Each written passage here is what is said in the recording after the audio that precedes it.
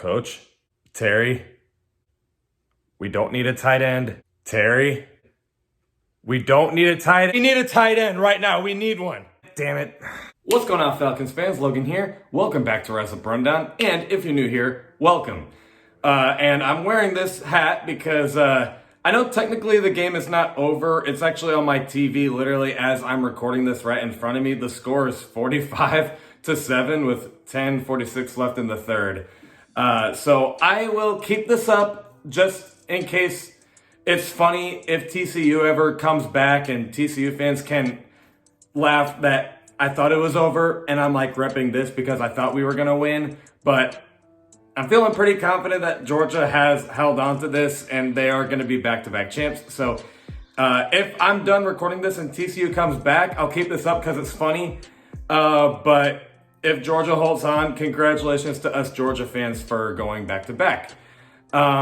So the 2022 Atlanta Falcons season is officially over now.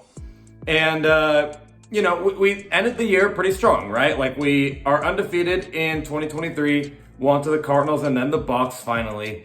And then, Desmond Ridder and the rookies are looking great.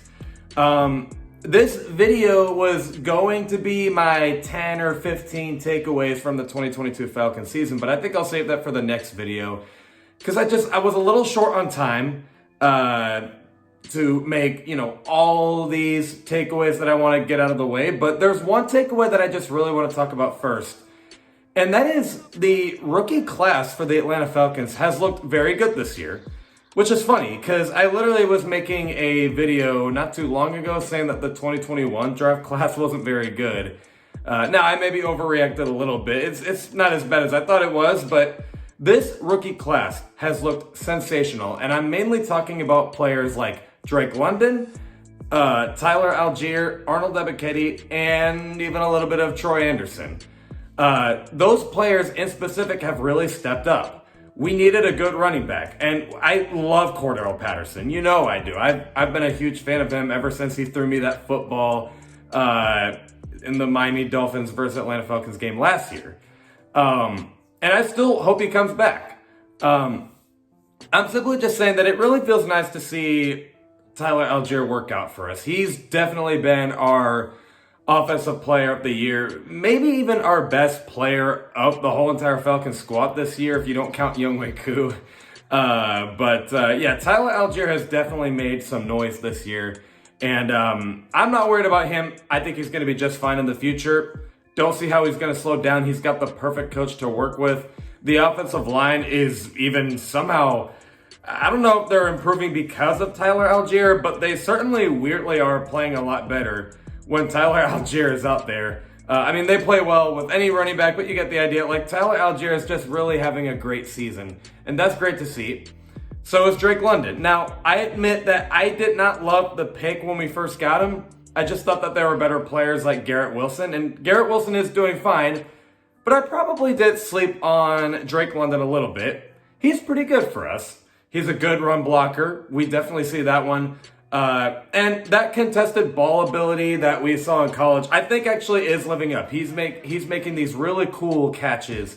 One versus the Bucs, I forgot who it was against, but there was one sick catch he made, and then versus the Ravens, he had two good catches. He needs to fix that fumbling issue he's got going on, and not wearing sleeves apparently. But Drake London has looked really great. Not worried about him. I think we got our wide receiver number one. Not worried about him. And then, of course, Arnold Ebiketie bringing in pressures. I think he's going to be fine. I feel confident he's going to be at least a good, not a number one pass rusher, but like a number two pass rusher, I guess. I don't know if he's ever going to be like the next Grady Jarrett, but at the same time, Grady Jarrett had a similar start to Arnold Ebiketie. Like, he wasn't dominant right off the bat, but he obviously made some great flashes, so maybe. But Arnold Ebiketie, point is, he's been showing some pressures, which is great, because this is what we all know the Falcons need, is a pass rusher. So Arnold Ebiketie, I'm fine with him. I feel great. And then Troy Anderson has looked okay. Had his hiccups, but, for the most part, he's been helping us win some games, and he's probably our best linebacker, to be honest with you, even more so than Michael Walker. And I like Michael Walker, but yeah, I think Troy Anderson probably has been our best player. I still am waiting to see them use him in trick plays. I thought they were going to use that a lot, like maybe he would play quarterback for one play or something, but we never really saw that, so I'm still kind of waiting on those trick plays. And I'm sure you guys are waiting on me to talk about Desmond Ridder, because I know I didn't mention him yet. So Desmond Ridder, I like him. I think that I'm 99% sure that he's going to be the starting quarterback for next year. I'm 99% sure of it, unless the Falcons just do something crazy like pick up Lamar Jackson.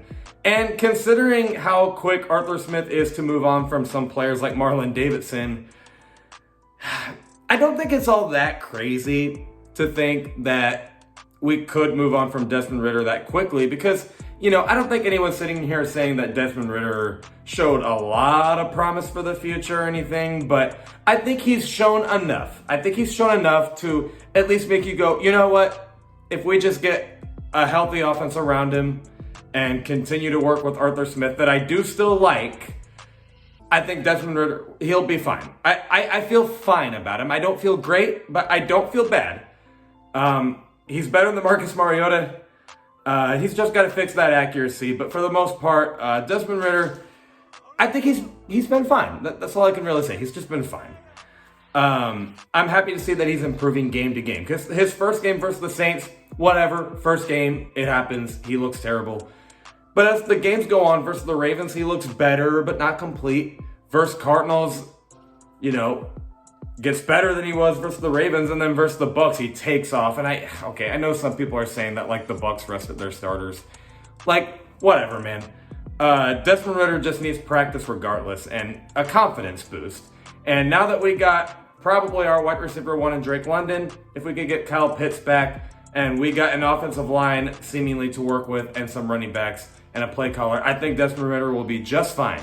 But I still want to see him improve a little bit. But this rookie class is looking incredible. Just wanted to make that takeaway out there in this video, and I'll try to get the rest of the takeaways for another time. But let me know what you guys think in the comments below. I'll see you guys with a video this Friday at 11 o'clock a.m. Eastern. Love and appreciate y'all for the support. And as always, go Dogs and rise up.